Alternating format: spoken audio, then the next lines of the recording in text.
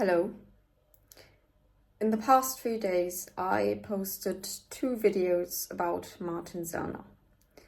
Because while immigration policies in Germany are more lenient and reckless than ever, an entry ban has now been imposed on Martin.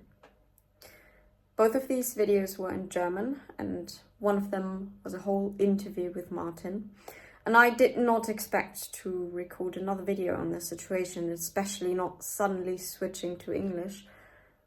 But then I saw that Lauren Southern posted a video about her relationship with Martin and Brittany Sellner yesterday.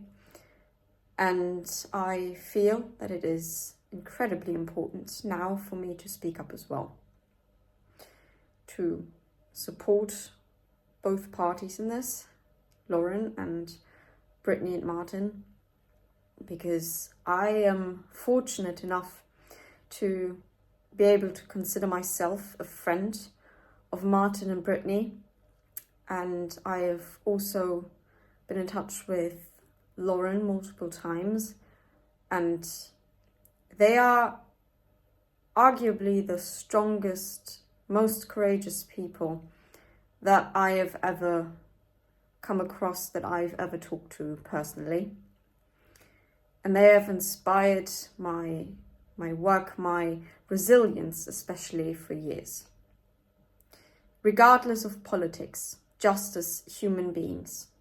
So Lauren explained that governments all over the world have made it impossible for her to contact some of her best friends, Martin and Brittany Sellner, simply because they are considered a threat to public safety. So if Lauren wanted to protect her family and be able to travel, she had to deny and block all contact to Martin and Brittany. What is your friend's name and her husband, Brittany Sellner and Martin Sellner? Do you maintain contact with either Brittany or Martin Sellner? And I made the grave mistake here of saying, well, I have, but it's been months, and only Brittany, but only via phone or text messaging. But believe me, it's only been about being married, having babies.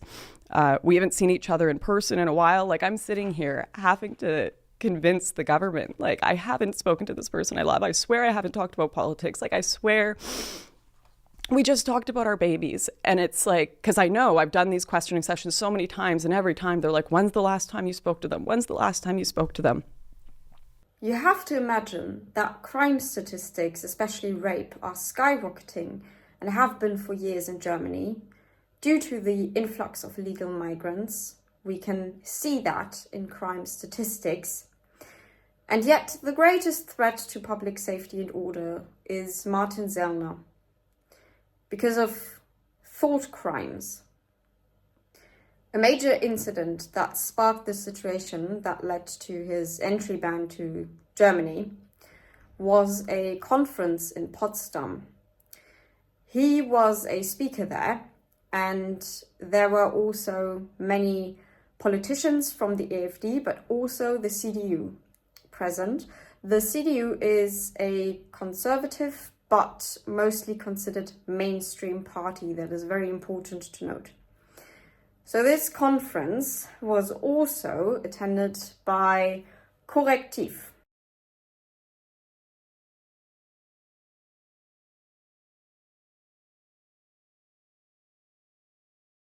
The NGO Correctiv launched an undercover investigation at this conference in Potsdam and then invented a whole conspiracy narrative about what happened there and what the speakers said.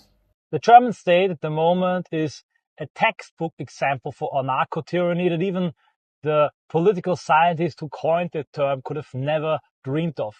I got a document, 41 pages long and thick, and this document, they list all kinds of nasty things and lies about me. They even quote from the Correctiv NGO, which is the Soros-funded think tank, left-wing think tank, that started this whole campaign by creating a conspiracy narration about the meeting in Potsdam. So they invented the lies that we want to deport everybody who has a migration background. Very funny, because I could start with my wife and my son then. Completely stupid. Correctiv has also targeted me before on multiple topics, actually, mostly climate change, and I have witnessed personally their undercover tactics. They have also spied on me and colleagues and friends at a conference in Madrid and pretended to be, well, basically, they came in as fake actors and questioned me and the other attendees at the event. And I thought they were just very nice people. I was very naive back then.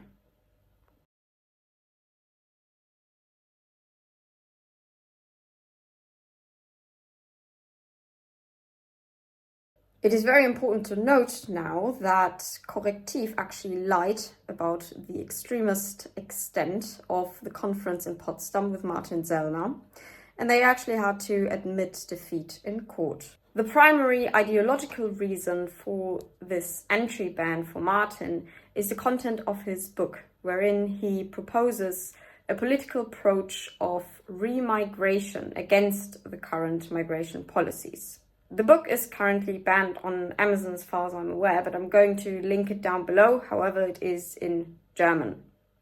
So I want to repeat again that Martin has committed no crime. His criminal record is completely clean.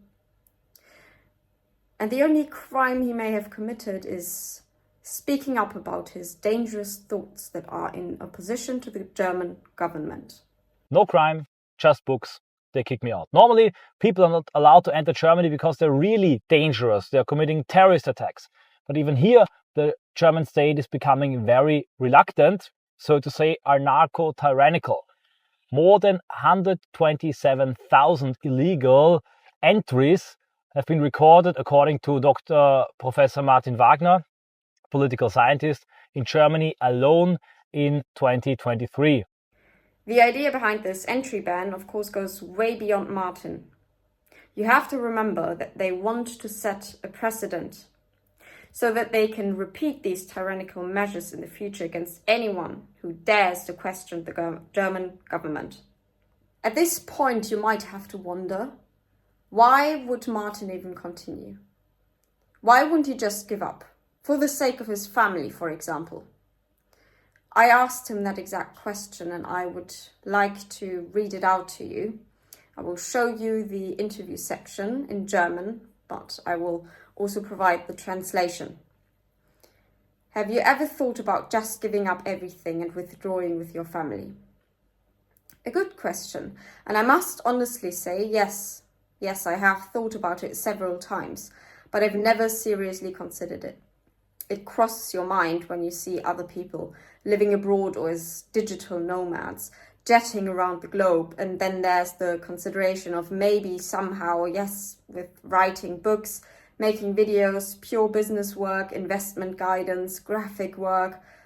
So there are several possibilities for me, even to work anonymously in a cheap country where I could live better or maybe just shift my focus to the east. But for me, that's not an option. I don't want it. It would be an incredible defeat for me. It would mean giving up, collapsing under pressure, and I don't want to set such a bad example. Of course, I'm already deeply involved in what I do, and stopping now, just giving up now, would be like ending a marathon race just before the finish line. Although I do hope I still have a lot ahead of me in life, but I think you know what I mean. No, it's not an option for me, but the thought does cross my mind, and I understand anyone who thinks about emigrating. But I'm grateful to anyone who also says, no, I'll stay here. Although it shouldn't be underestimated that enclaves might become very important in the future for a political struggle for freedom, if that becomes necessary, because governments are becoming more totalitarian. But personally, I'll stay. Ich bin jedem dankbar, der auch sagt, nee, ich bleibe hier. Wenngleich, auch das darf man nicht unterschätzen, Auslandsenklaven vielleicht in Zukunft nochmal sehr wichtig werden könnten für einen demokratischen Freiheitskampf, sollte dieser nötig werden, weil Faeser und Co. immer totalitärer auftreten. Aber ich persönlich, ich bleibe hier. That kind of courage, that kind of resilience is amazing.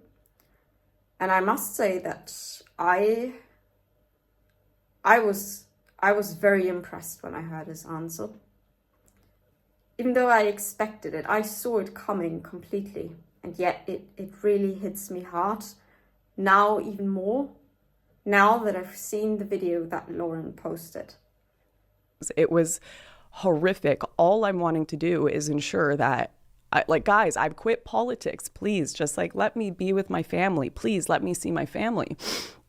And every time I would go through, they would have the same kind of similar set of questions, and a lot of them would be about Martin and Brittany. You don't see the full extent of the tyrannical measures that are used against individuals. You don't see the psychological torture. I have gone through a lot of that as well. And it's scary, it's terrifying. It's not funny. But I'm not giving up either. And I'm very proud of my friends, and I'm so glad that I'm still allowed to contact all of them. And I hope, I pray that I will never have to deny my friends. I have lost people that were very close to me, and I almost lost one of my best friends in prison because he was also politically persecuted, and that's Oliver Janich, who's also an incredible role model, and he also gets criticized all the time, and he spent months in prison while his girlfriend was pregnant with his first child. And I'm going to share his story as well, because all these amazing activists get silenced on all these platforms. Like myself, I only just got my channel back after 3 years of being silenced, and I don't know how long this will last. So if you want to support me, I will put all my links down below, just in case this gets taken away from me all over again. I want to say something about my own relationship with Martin and Brittany, and how this has been questioned as well, because it has happened many, many times. Basically every time I got into a major interview, mostly around 2020, 2021, I was asked about my relationship with Martin Sellner, and how dare you even share a same space with him. There was one striking incident, one major interview with the Spiegel. The Spiegel is a big mainstream news outlet in Germany, mostly more left-leaning, as you can guess. And I was in a very long interview with a journalist in 2020. So this went on for months, and he came back again and again to ask more questions. But I was fine with that, because, as I've always said, if you want to confront me directly and you give me an opportunity to speak, then I'm happy to take it. Because you can frame my quotes maybe in a bad and biased way, but if you still use my direct quotes, then I have a chance to speak, and that's much better than being silenced, honestly. And I have to say, the article came out quite well. It was fair. And one big question that I got asked was about me being in a live stream where Martin was also present. We weren't even online at the same time, but we were in the same live stream. And I was asked, once you found out that Martin was in the stream, why didn't you stop? Why didn't you leave? Because he's my friend. I wouldn't even mind talking to him one-on-one, as I did on my channel, as you have seen. So yeah, that is one example, but there were many. And I didn't understand back then why out of all people, why it was Martin who was so dangerous, apparently, because I have rarely spoken to a person who's so intelligent, has such a huge heart. He's brilliant, and that's why he's dangerous. Simple as. So, I send my love and courage to everybody else who has faced these problems, who has been silenced and discouraged by all these tyrannical measures. But maybe we can inspire some hope for you, because we are not giving up. Whatever may come. I promise you that. And thank you, Martin, Brittany, and Lauren, for inspiring me. There's one last thing I want to say about Brittany, because she's not talked about as much as Martin, but I want to give her more credit as well. For example, when she posts photos of her and Martin on Instagram, she can't show his face because they will get taken down immediately. But I mean, that's just minor. That's almost funny. That's ridiculous. Brittany, the fact that you chose love and loyalty over the easy route and just running away as far as you can, that alone makes you the epitome of a female role model. No feminist in the world can ever come close. You're amazing, Brittany, and I'm very happy that I am allowed to consider you my friend, that I'm allowed to talk to you. This is a very precious friendship to me. So, having said all of that, I'm glad I got it off my chest, and I want to say thank you again to all of you who keep supporting me, who keep coming back. And yeah, I will leave all important links down below in the description box how you can support Martin as well, especially right now. Of course, he's trying to appeal the entry ban, but it might take a very long time. They can drag out the trial for years, and of course it's incredibly expensive. I've gone through this kind of stuff as well. Not to this extent, but just the legal route is going to drain your pockets and your psyche as well. So send all of these people love, Lauren and Brittany and Martin. And if you wish to support me, you can do so as well. Yeah, that's it, I guess. Thank you, and see you soon.